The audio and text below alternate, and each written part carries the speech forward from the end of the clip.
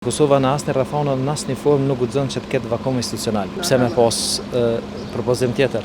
Ne jemi të bindur që Kosova kurrësisht nuk guxon me mbet pa institucione.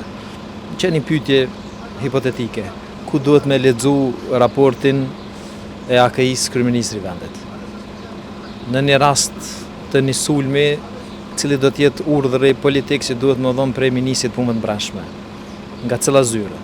Kështu që Kosova në asnjë rrethana në asnjë formë nuk guxon që të ketë vakum institucional. Deri në themelimin e qeverisë së re, ne duhet të jemi kujdestar në punën edhe angazhimet tona të përditshme. Unë po shoh vazhdimisht që po kontestohet ose po bëhet përpjekje më kontestu emri dhe personaliteti i kandidatës që ne kemi përcaktuar.